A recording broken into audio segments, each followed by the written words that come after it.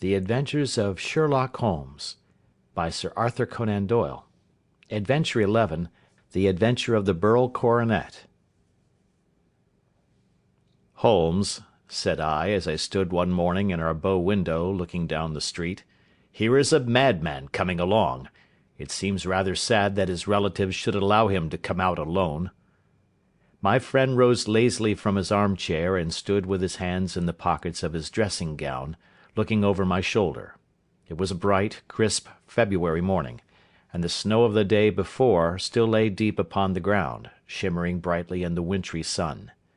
Down the centre of Baker Street it had been ploughed into a brown crumbly band by the traffic, but at either side and on the heaped-up edges of the footpaths it still lay as white as when it fell. The grey pavement had been cleaned and scraped, but was still dangerously slippery, so that there were fewer passengers than usual. Indeed, from the direction of the Metropolitan Station no one was coming save the single gentleman whose eccentric conduct had drawn my attention. He was a man of about 50, tall, portly, and imposing, with a massive, strongly marked face and a commanding figure. He was dressed in a sombre yet rich style, in black frock-coat, shining hat, neat brown gaiters, and well-cut pearl-grey trousers. Yet his actions were in absurd contrast to the dignity of his dress and features, for he was running hard, with occasional little springs, such as a weary man gives who is little accustomed to set any tax upon his legs. As he ran he jerked his hands up and down, waggled his head, and writhed his face into the most extraordinary contortions. "What on earth can be the matter with him?" I asked. "He is looking up at the numbers of the houses." "I believe that he is coming here," said Holmes, rubbing his hands. "Here?" "Yes. I rather think he is coming to consult me professionally. I think that I recognise the symptoms. Ha! Did I not tell you?" As he spoke, the man, puffing and blowing, rushed at our door, and pulled at our bell until the whole house resounded with the clanging. A few moments later he was in our room, still puffing, still gesticulating, but with so fixed a look of grief and despair in his eyes that our smiles were turned in an instant to horror and pity. For a while he could not get his words out, but swayed his body and plucked at his hair like one who has been driven to the extreme limits of his reason. Then, suddenly springing to his feet, he beat his head against the wall with such force that we both rushed upon him and tore him away to the centre of the room. Sherlock Holmes pushed him down into the easy-chair, and sitting beside him, patted his hand and chatted with him in the easy, soothing tones which he knew so well how to employ. "You have come to tell me your story, have you not?" said he. "You are fatigued with your haste. Pray wait until you have recovered yourself, and then I shall be most happy to look into any little problem which you may submit to me." The man sat for a minute or more with a heaving chest, fighting against his emotion. Then he passed his handkerchief over his brow, set his lips tight, and turned his face towards us. "No doubt you think me mad," said he. "I see that you have had some great trouble," responded Holmes. "God knows I have. A trouble which is enough to unseat my reason, so sudden and so terrible is it. Public disgrace I might have faced, although I am a man whose character has never yet borne a stain. Private affliction also is the lot of every man, but the two coming together, and in so frightful a form, have been enough to shake my very soul. Besides, it is not I alone. The very noblest in the land may suffer unless some way be found out of this horrible affair." "Pray compose yourself, sir," said Holmes, "and let me have a clear account of who you are and what it is that has befallen you." "My name," answered our visitor, "is probably familiar to your ears. I am Alexander Holder, of the banking firm of Holder and Stevenson, of Threadneedle Street." The name was indeed well known to us as belonging to the senior partner in the second largest private banking concern in the city of London. What could have happened, then, to bring one of the foremost citizens of London to this most pitiable pass? We waited, all curiosity, until with another effort he braced himself to tell his story. "I feel that time is of value," said he. "That is why I hastened here when the police inspector suggested that I should secure your cooperation. I came to Baker Street by the Underground and hurried from there on foot, for the cabs go slowly through the snow. That is why I was so out of breath, for I am a man who takes very little exercise. I feel better now, and I will put the facts before you as shortly and yet as clearly as I can. It is, of course, well known to you that in a successful banking business as much depends upon our being able to find remunerative investments for our funds as upon our increasing our connection and the number of our depositors. One of our most lucrative means of laying out money is in the shape of loans, where the security is unimpeachable. We have done a good deal in this direction during the last few years, and there are many noble families to whom we have advanced large sums upon the security of their pictures, libraries, or plate. Yesterday morning I was seated in my office at the bank, when a card was brought in to me by one of the clerks. I started when I saw the name, for it was that of none other than— well, perhaps even to you I had better say no more than that it was a name which is a household word all over the earth, one of the highest, noblest, most exalted names in England. I was overwhelmed by the honour, and attempted, when he entered, to say so, but he plunged at once into business with the air of a man who wishes to hurry quickly through a disagreeable task. "Mr. Holder," said he, "I have been informed that you are in the habit of advancing money." "The firm does so when the security is good," I answered. "It is absolutely essential to me," said he, "that I should have £50,000 at once. I could, of course, borrow so trifling a sum 10 times over from my friends, but I much prefer to make it a matter of business, and to carry out that business myself. In my position you can readily understand that it is unwise to place one's self under obligations." "For how long, may I ask, do you want this sum?" I asked. "Next Monday I have a large sum due to me, and I shall then most certainly repay what you advance, with whatever interest you think it right to charge. But it is very essential to me that the money should be paid at once." "I should be happy to advance it without further parley from my own private purse," said I, "were it not that the strain would be rather more than it could bear. If, on the other hand, I am to do it in the name of the firm, then in justice to my partner I must insist that, even in your case, every businesslike precaution should be taken." "I should much prefer to have it so," said he, raising up a square black morocco case which he had laid beside his chair. "You have doubtless heard of the Beryl coronet?" "One of the most precious public possessions of the empire," said I. "Precisely." He opened the case, and there, embedded in soft flesh-coloured velvet, lay the magnificent piece of jewellery which he had named. "There are 39 enormous beryls," said he, "and the price of the gold chasing is incalculable. The lowest estimate would put the worth of the coronet at double the sum which I have asked. I am prepared to leave it with you as my security." I took the precious case into my hands, and looked in some perplexity from it to my illustrious client. "You doubt its value?" he asked. "Not at all. I only doubt—" "The propriety of my leaving it. You may set your mind at rest about that.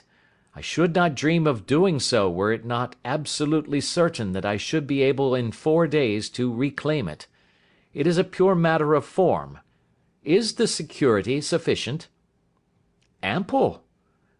"You understand, Mr. Holder, that I am giving you a strong proof of the confidence which I have in you, founded upon all that I have heard of you. I rely upon you not only to be discreet, and to refrain from all gossip upon the matter, but, Above all, to preserve this coronet with every possible precaution, because I need not say that a great public scandal would be caused if any harm were to befall it. Any injury to it would be almost as serious as its complete loss, for there are no Beryls in the world to match these, and it would be impossible to replace them. I leave it with you, however, with every confidence, and I shall call for it in person on Monday morning." Seeing that my client was anxious to leave, I said no more, but, calling for my cashier, I ordered him to pay over 50 £1,000 notes. When I was alone once more, however, with the precious case lying upon the table in front of me, I could not but think with some misgivings of the immense responsibility which it entailed upon me. There could be no doubt that, as it was a national possession, a horrible scandal would ensue if any misfortune should occur to it. I already regretted having ever consented to take charge of it. However, it was too late to alter the matter now, so I locked it up in my private safe and turned once more to my work. When evening came, I felt that it would be an imprudence to leave so precious a thing in the office behind me. Bankers' safes have been forced before now, and why should not mine be? If so, how terrible would be the position in which I should find myself! I determined, therefore, that for the next few days I would always carry the case backward and forward with me, so that it might never be really out of my reach. With this intention, I called a cab and drove out to my house at Streatham, carrying the jewel with me. I did not breathe freely until I had taken it upstairs and locked it in the bureau of my dressing-room. And now, a word as to my household, Mr. Holmes, for I wish you to thoroughly understand the situation. My groom and my page sleep out of the house, and may be set aside altogether. I have 3 maidservants who have been with me a number of years, and whose absolute reliability is quite above suspicion. Another, Lucy Parr, the second waiting-maid, has only been in my service a few months. She came with an excellent character, however, and has always given me satisfaction. She is a very pretty girl, and has attracted admirers, who have occasionally hung about the place. That is the only drawback which we have found to her, but we believe her to be a thoroughly good girl in every way. So much for the servants. My family itself is so small that it will not take me long to describe it. I am a widower and have an only son, Arthur. He has been a disappointment to me, Mr. Holmes, a grievous disappointment. I have no doubt that I am myself to blame. People tell me that I have spoiled him. Very likely I have. When my dear wife died, I felt that he was all I had to love. I could not bear to see the smile fade even for a moment from his face. I have never denied him a wish. Perhaps it would have been better for both of us had I been sterner, but I meant it for the best. It was naturally my intention that he should succeed me in my business, but he was not of a business turn. He was wild, wayward, and, to speak the truth, I could not trust him in the handling of large sums of money. When he was young he became a member of an aristocratic club, and there, having charming manners, he was soon the intimate of a number of men with long purses and expensive habits. He learned to play heavily at cards and to squander money on the turf, until he had again and again to come to me and implore me to give him an advance upon his allowance, that he might settle his debts of honour. He tried more than once to break away from the dangerous company which he was keeping, but each time the influence of his friend, Sir George Burnwell, was enough to draw him back again. And indeed, I could not wonder that such a man as Sir George Burnwell should gain an influence over him, for he has frequently brought him to my house, and I have found myself that I could hardly resist the fascination of his manner. He is older than Arthur, a man of the world to his finger-tips, one who has been everywhere, seen everything, a brilliant talker, and a man of great personal beauty. Yet when I think of him in cold blood, far away from the glamour of his presence, I am convinced from his cynical speech and the look which I have caught in his eyes, that he is one who should be deeply distrusted. So I think, and so, too, thinks my little Mary, who has a woman's quick insight into character. And now there is only she to be described. She is my niece, but when my brother died 5 years ago, and left her alone in the world, I adopted her, and have looked upon her ever since as my daughter. She is a sunbeam in my house, sweet, loving, beautiful, a wonderful manager and housekeeper, yet as tender and quiet and gentle as a woman could be. She is my right hand. I do not know what I could do without her. In only one matter has she ever gone against my wishes. Twice my boy has asked her to marry him, for he loves her devotedly, but each time she has refused him. I think that if anyone could have drawn him into the right path it would have been she, and that his marriage might have changed his whole life. But now, alas, it is too late, forever too late. Now, Mr. Holmes, you know the people who live under my roof, and I shall continue with my miserable story. When we were taking coffee in the drawing-room that night after dinner, I told Arthur and Mary my experience, and of the precious treasure which we had under our roof, suppressing only the name of my client. Lucy Parr, who had brought in the coffee, had, I am sure, left the room, but I cannot swear that the door was closed. Mary and Arthur were much interested and wished to see the famous coronet, but I thought it better not to disturb it. "Where have you put it?" asked Arthur. "In my own bureau." "Well, I hope to goodness the house won't be burgled during the night," said he. "It is locked up," I answered. "Oh, any old key will fit that bureau. When I was a youngster I have opened it myself with the key of the box-room cupboard." He often had a wild way of talking, so that I thought little of what he said. He followed me to my room, however, that night with a very grave face. "Look here, Dad," said he, with his eyes cast down, "can you let me have £200? "No, I cannot," I answered sharply. "I have been far too generous with you in money matters." "You have been very kind," said he, "but I must have this money, or else I can never show my face inside the club again." "And a very good thing too," I cried. "Yes, but you would not have me leave it a dishonoured man," said he. "I could not bear the disgrace. I must raise the money in some way, and if you will not let me have it, then I must try other means." I was very angry, for this was the third demand during the month. "You shall not have a farthing from me," I cried, on which he bowed and left the room without another word. When he was gone, I unlocked my bureau, made sure that my treasure was safe, and locked it again. Then I started to go round the house to see that all was secure, a duty which I usually leave to Mary, but which I thought it well to perform myself that night. As I came down the stairs, I saw Mary herself at the side window of the hall, which she closed and fastened as I approached. "Tell me, Dad," said she, looking, I thought, a little disturbed, "did you give Lucy the maid leave to go out to-night?" "Certainly not. She came in just now by the back door. I have no doubt that she has only been to the side gate to see someone, but I think that it is hardly safe and should be stopped." "You must speak to her in the morning, or I will if you prefer it. Are you sure that everything is fastened?" "Quite sure, Dad." "Then, good night." I kissed her and went up to my bedroom again, where I was soon asleep.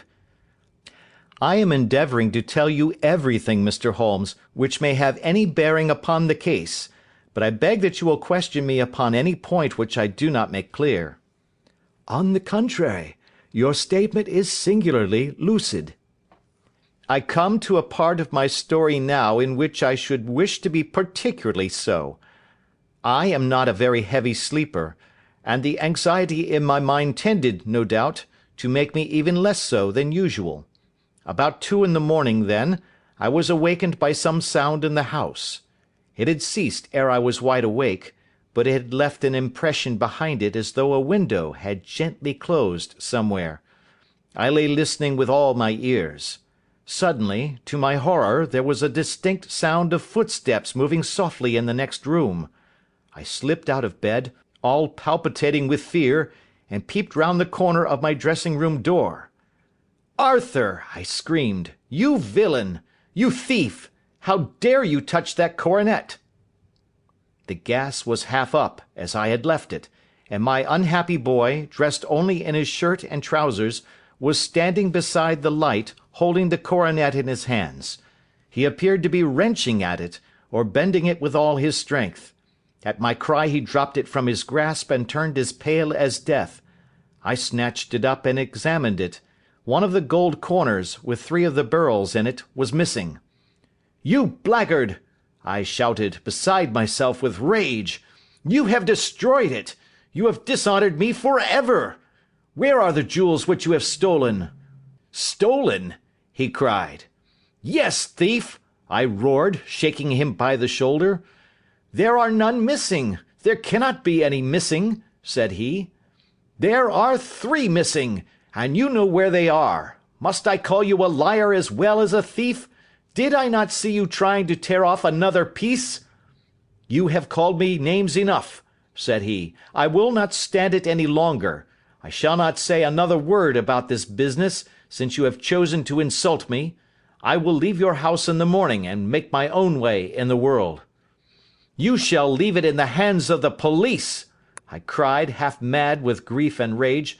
"I shall have this matter probed to the bottom." "You shall learn nothing from me," said he, with a passion such as I should not have thought was in his nature. "If you choose to call the police, let the police find what they can." By this time the whole house was astir, for I had raised my voice in my anger. Mary was the first to rush into my room, and, at the sight of the coronet and of Arthur's face, she read the whole story, and, with a scream, fell down senseless on the ground. I sent the housemaid for the police, and put the investigation into their hands at once. When the inspector and a constable entered the house, Arthur, who had stood sullenly with his arms folded, asked me whether it was my intention to charge him with theft. I answered that it had ceased to be a private matter, but had become a public one, since the ruined coronet was national property. I was determined that the law should have its way in everything. "At least," said he, "you will not have me arrested at once.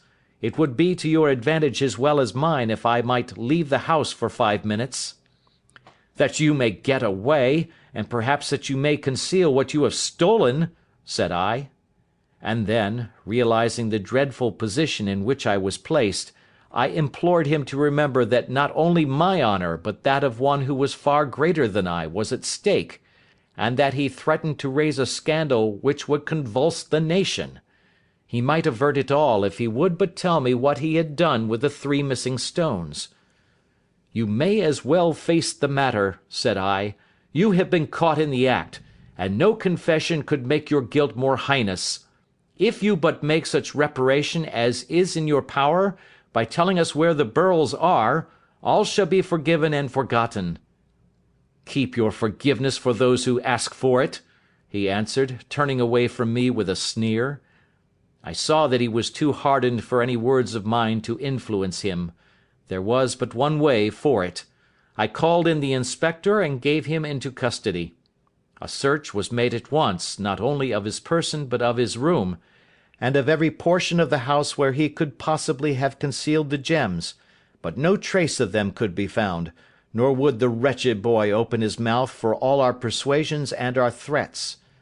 This morning he was removed to a cell, and I, after going through all the police formalities, have hurried round to you to implore you to use your skill in unravelling the matter.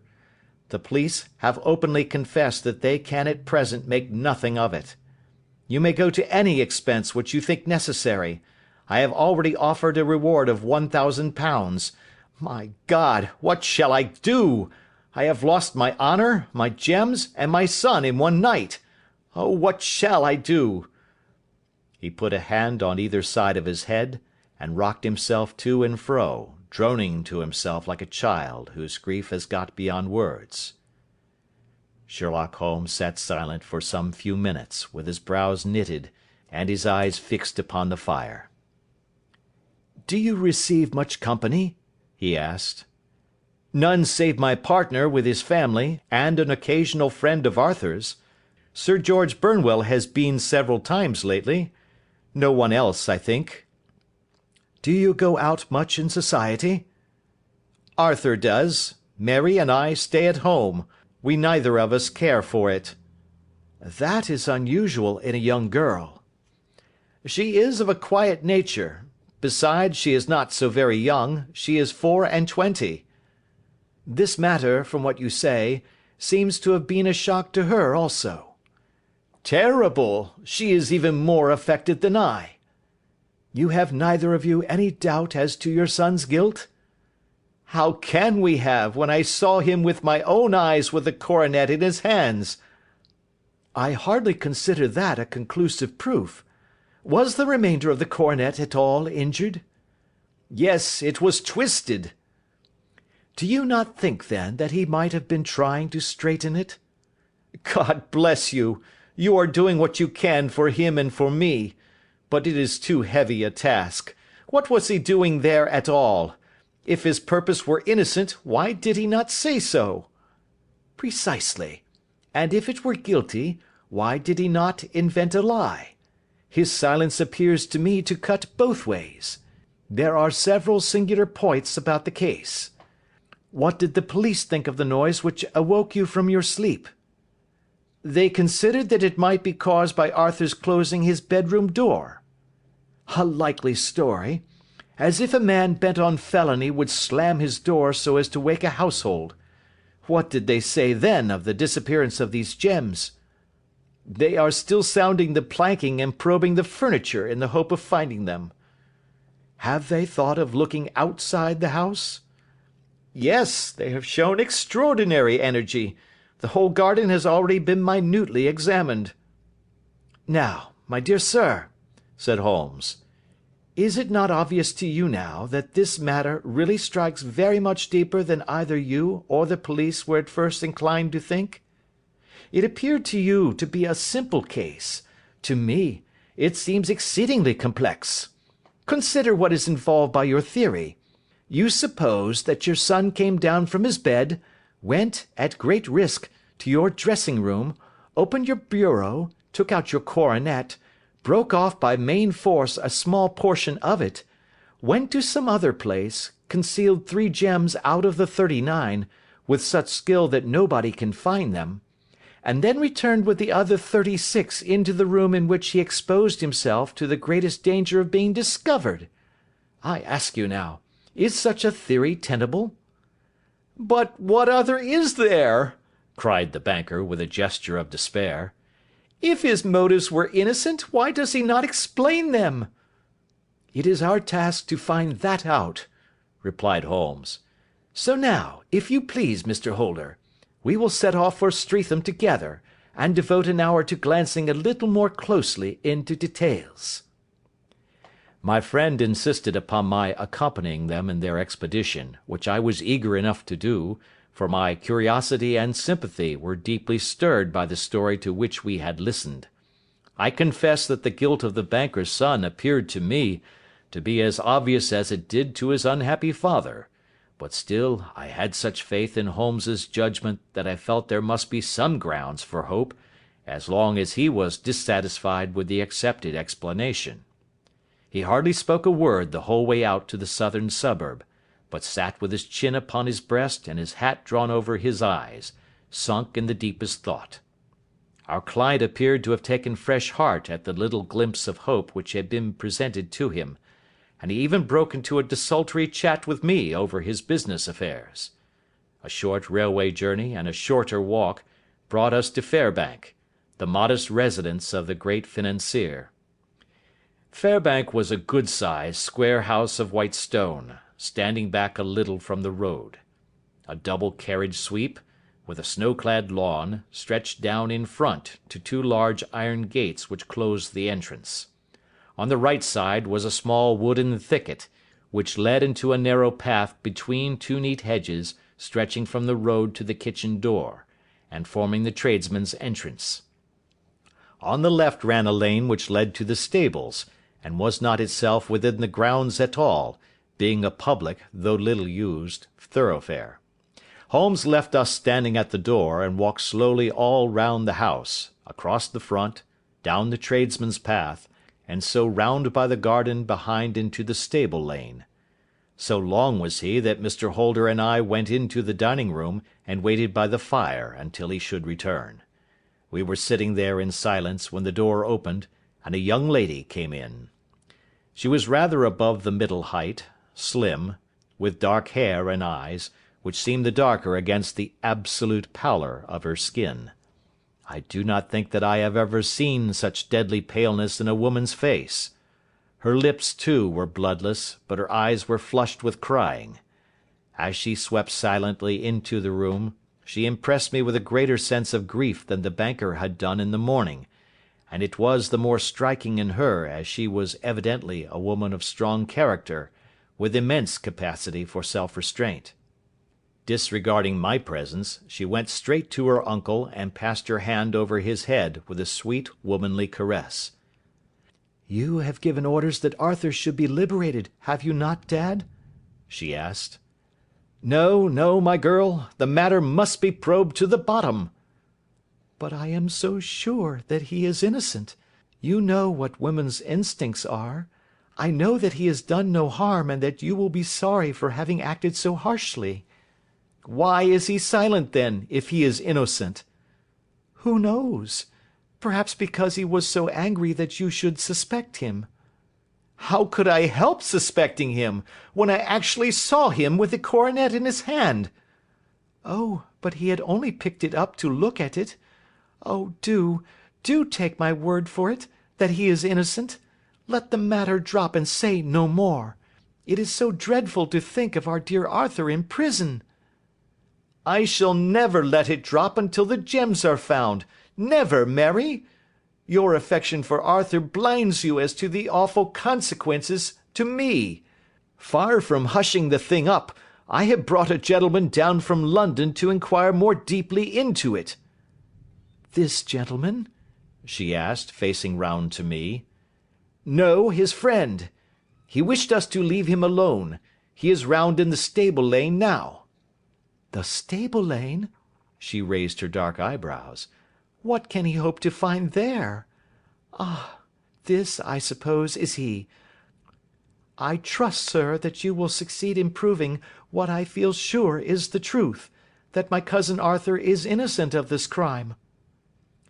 "I fully share your opinion, and I trust, with you, that we may prove it," returned Holmes, going back to the mat to knock the snow from his shoes. "I believe I have the honour of addressing Miss Mary Holder. Might I ask you a question or two?"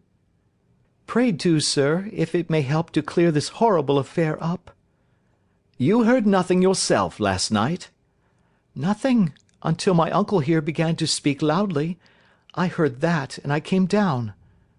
"You shut up the windows and doors the night before. Did you fasten all the windows?" "Yes."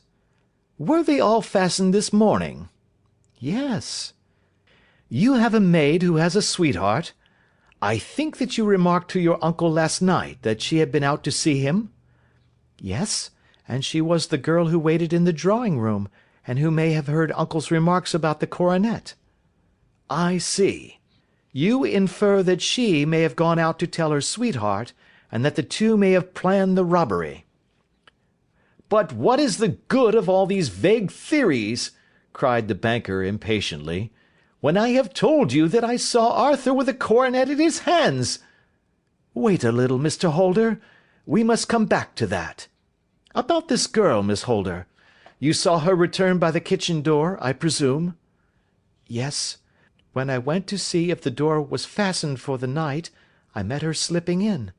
I saw the man, too, in the gloom." "Do you know him?" "Oh, yes. He is the greengrocer who brings our vegetables round. His name is Francis Prosper."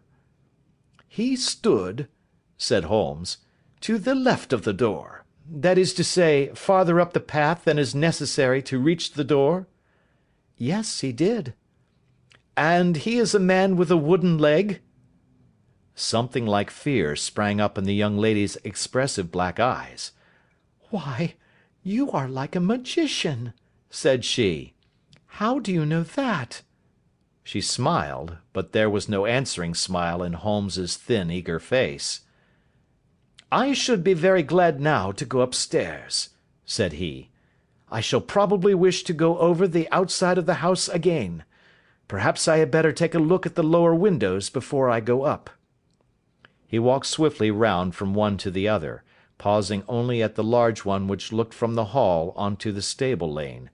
This he opened, and made a very careful examination of the sill with his powerful magnifying lens. "Now we shall go upstairs," said he at last. The banker's dressing-room was a plainly furnished little chamber, with a grey carpet, a large bureau, and a long mirror. Holmes went to the bureau first and looked hard at the lock. "Which key was used to open it?" he asked. "That which my son himself indicated. That of the cupboard of the lumber room." "Have you it here?" "That is it on the dressing table." Sherlock Holmes took it up and opened the bureau. "It is a noiseless lock," said he. "It is no wonder that it did not wake you. This case, I presume, contains the coronet. We must have a look at it." He opened the case, and taking out the diadem he laid it upon the table. It was a magnificent specimen of the jeweller's art, and the 36 stones were the finest that I have ever seen. At one side of the coronet was a cracked edge, where a corner holding 3 gems had been torn away.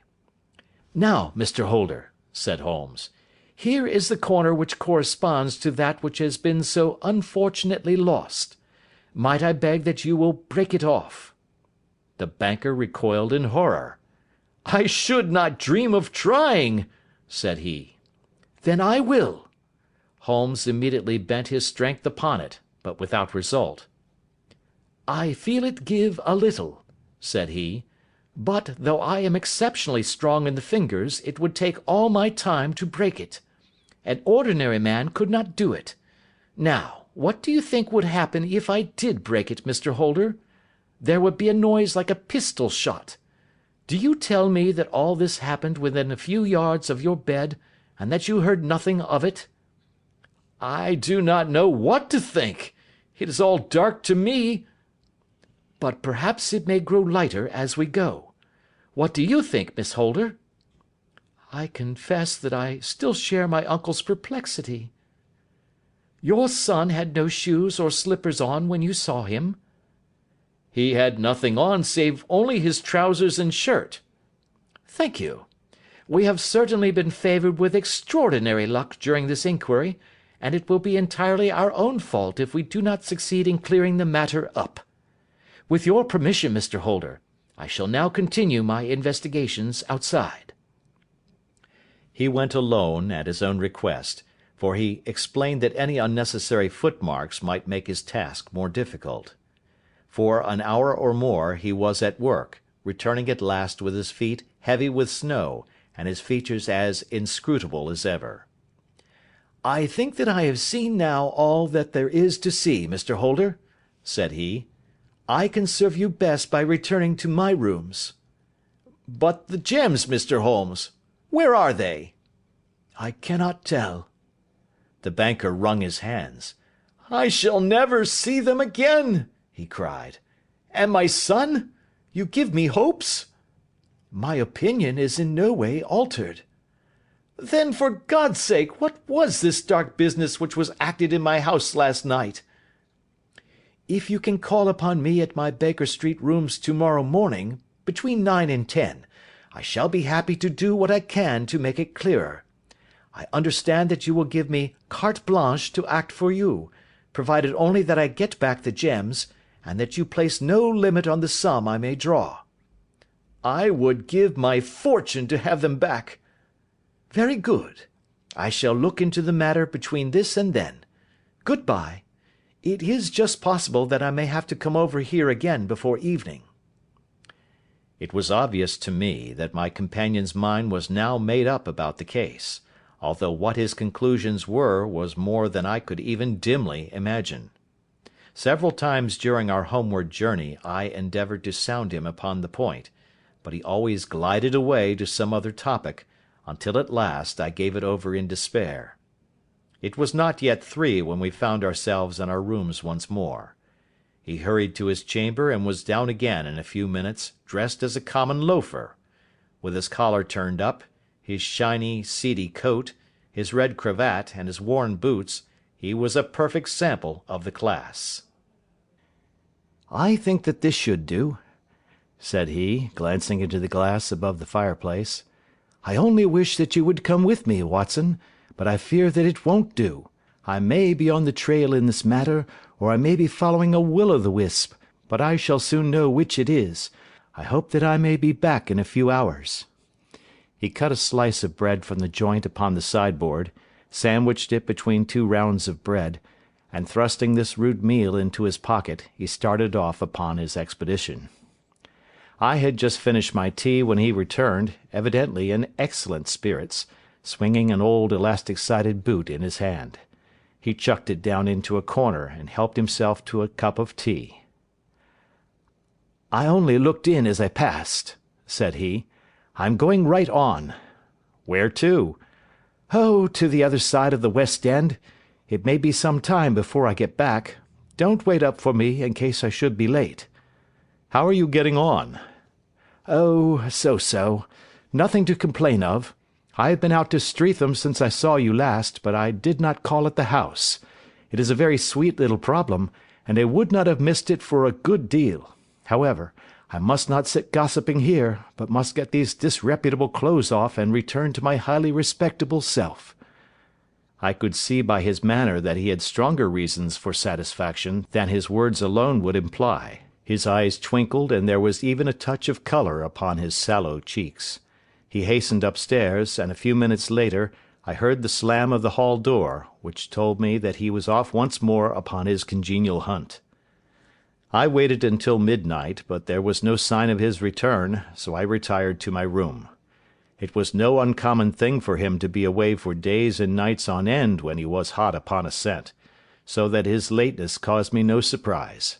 I do not know at what hour he came in, but when I came down to breakfast in the morning, there he was, with a cup of coffee in one hand, and the paper in the other, as fresh and trim as possible.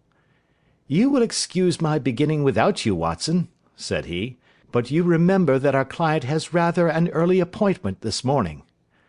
"Why, it is after 9 now," I answered. "I should not be surprised if that were he. I thought I heard a ring." It was, indeed, our friend the financier. I was shocked by the change which had come over him, for his face, which was naturally of a broad and massive mould, was now pinched and fallen in, while his hair seemed to me at least a shade whiter. He entered with a weariness and lethargy which was even more painful than his violence of the morning before, and he dropped heavily into the armchair which I pushed forward for him. "I do not know what I have done to be so severely tried," said he. "Only 2 days ago I was a happy and prosperous man, without a care in the world. Now I am left to a lonely and dishonoured age. One sorrow comes close upon the heels of another. My niece, Mary, has deserted me." "Deserted you?" "Yes. Her bed this morning had not been slept in. Her room was empty, and a note for me lay upon the hall table. I had said to her last night, in sorrow and not in anger, that if she had married my boy all might have been well with him. Perhaps it was thoughtless of me to say so. It is to that remark that she refers in this note. My dearest uncle, I feel that I have brought trouble upon you, and that if I had acted differently this terrible misfortune might never have occurred. I cannot, with this thought in my mind, ever again be happy under your roof, and I feel that I must leave you for ever.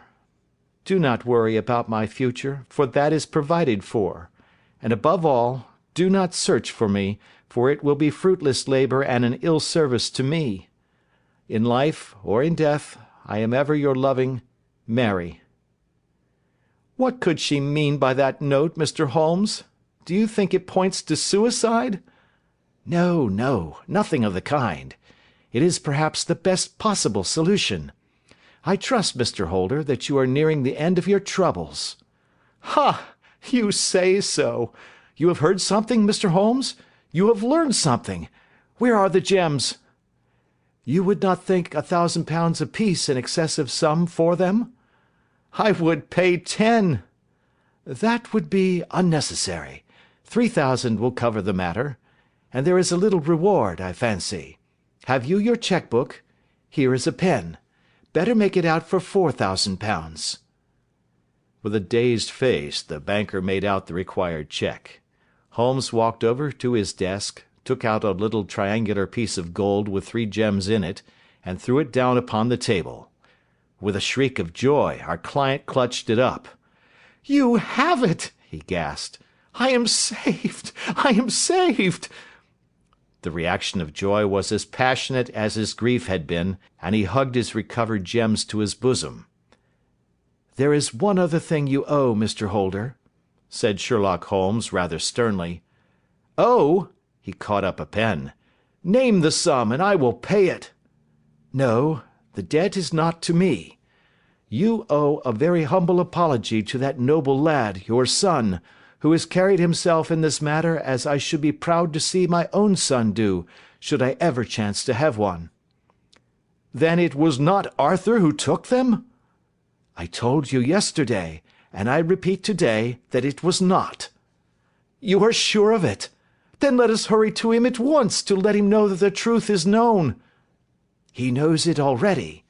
When I had cleared it all up I had an interview with him, and finding that he would not tell me the story, I told it to him, on which he had to confess that I was right, and to add the very few details which were not yet quite clear to me. Your news of this morning, however, may open his lips." "For heaven's sake, tell me, then, what is this extraordinary mystery?" "I will do so, and I will show you the steps by which I reached it. And let me say to you first, that which is hardest for me to say, and for you to hear. There has been an understanding between Sir George Burnwell and your niece Mary. They have now fled together." "My Mary? Impossible!" "It is unfortunately more than possible, it is certain. Neither you nor your son knew the true character of this man when you admitted him into your family circle. He is one of the most dangerous men in England, a ruined gambler, an absolutely desperate villain, a man without heart or conscience. Your niece knew nothing of such men. When he breathed his vows to her, as he had done to 100 before her, she flattered herself that she alone had touched his heart. The devil knows best what he said, but at least she became his tool and was in the habit of seeing him nearly every evening."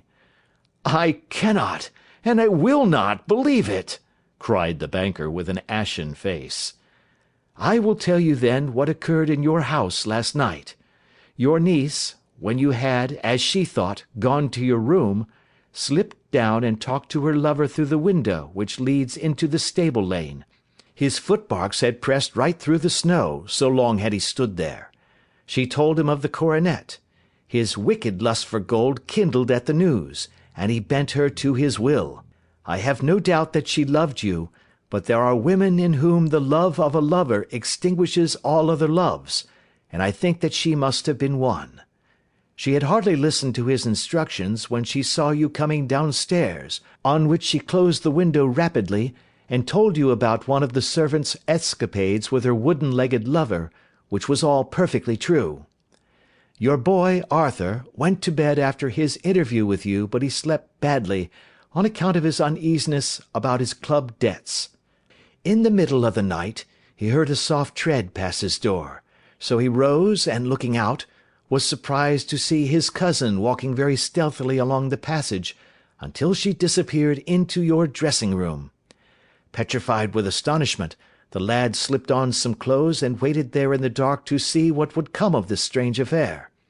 Presently she emerged from the room again, and in the light of the passage lamp your son saw that she carried the precious coronet in her hands. She passed down the stairs, and he, thrilling with horror, ran along and slipped behind the curtain near your door, whence he could see what passed in the hall beneath.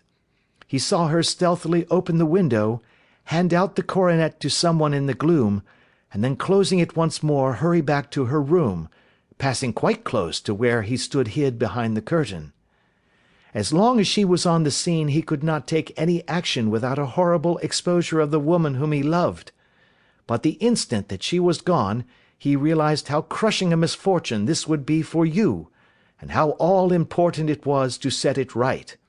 He rushed down, just as he was, in his bare feet, opened the window, sprang out into the snow, and ran down the lane where he could see a dark figure in the moonlight.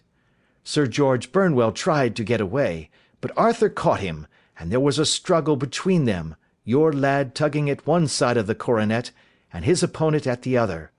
In the scuffle, your son struck Sir George, and cut him over the eye.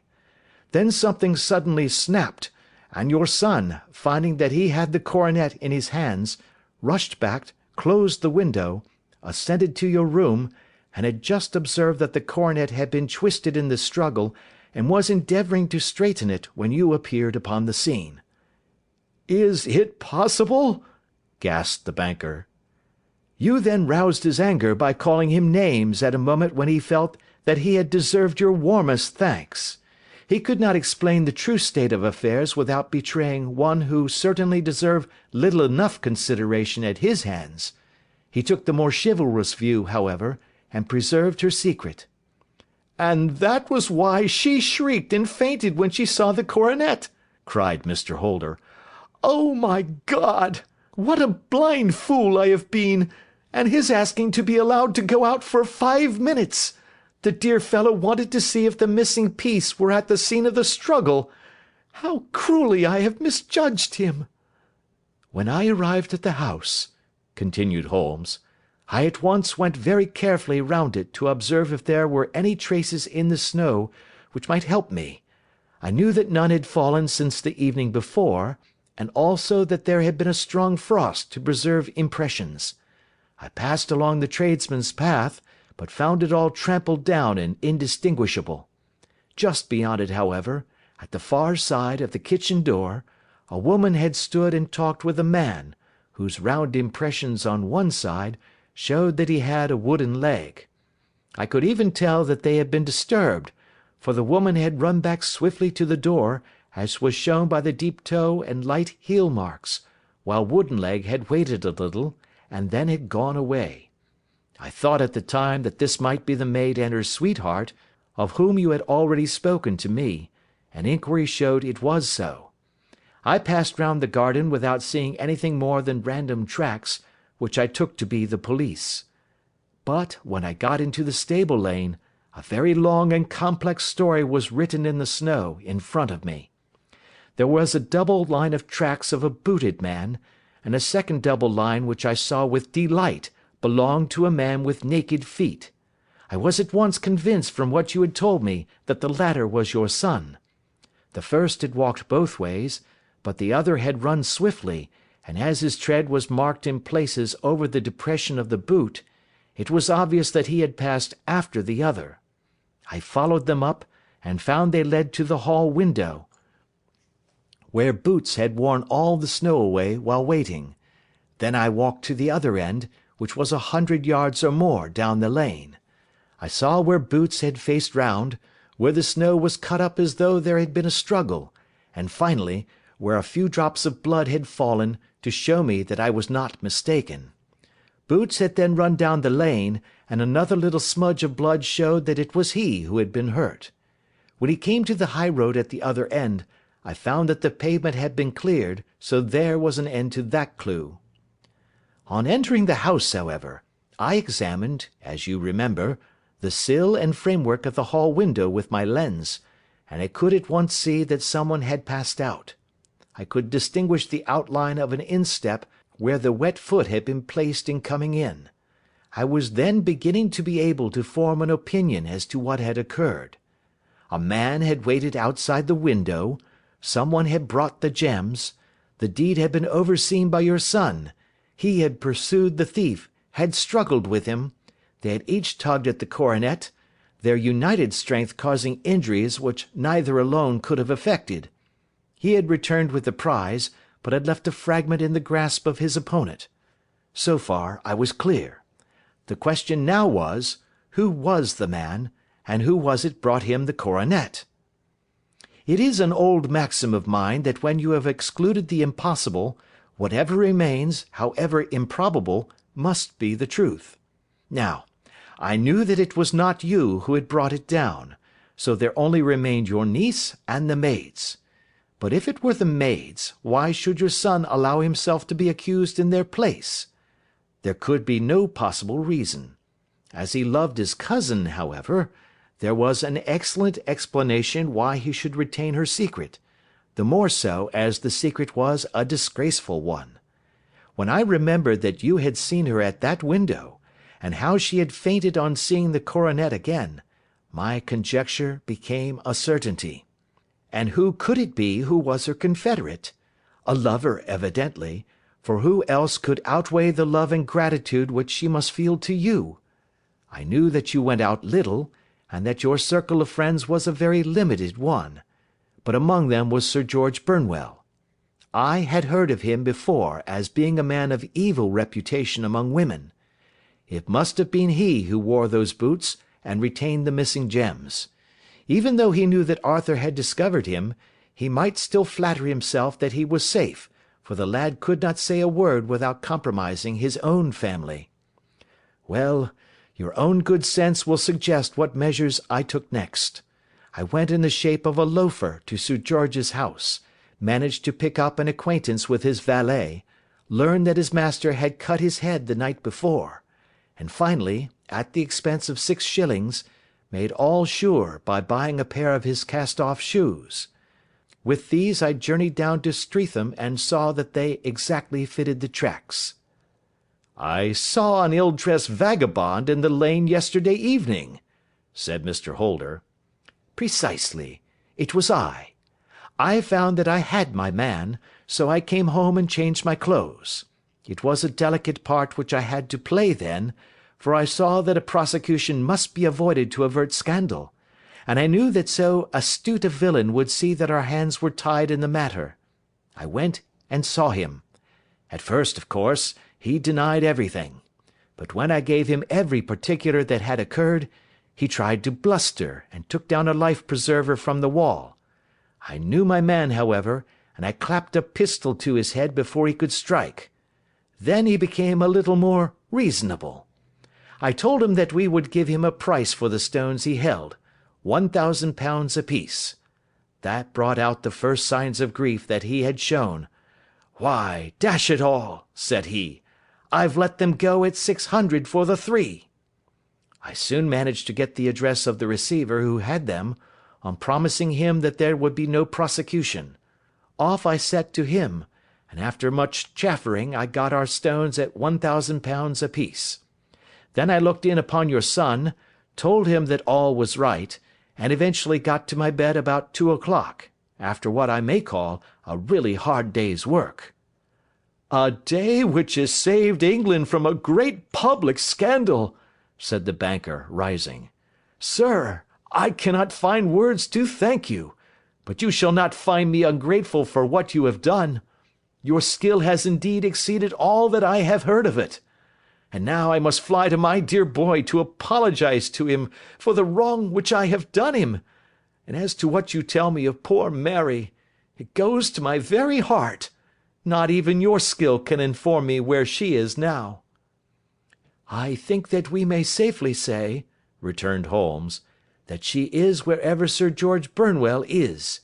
It is equally certain, too, that whatever her sins are, they will soon receive a more than sufficient punishment.' End of Adventure 11.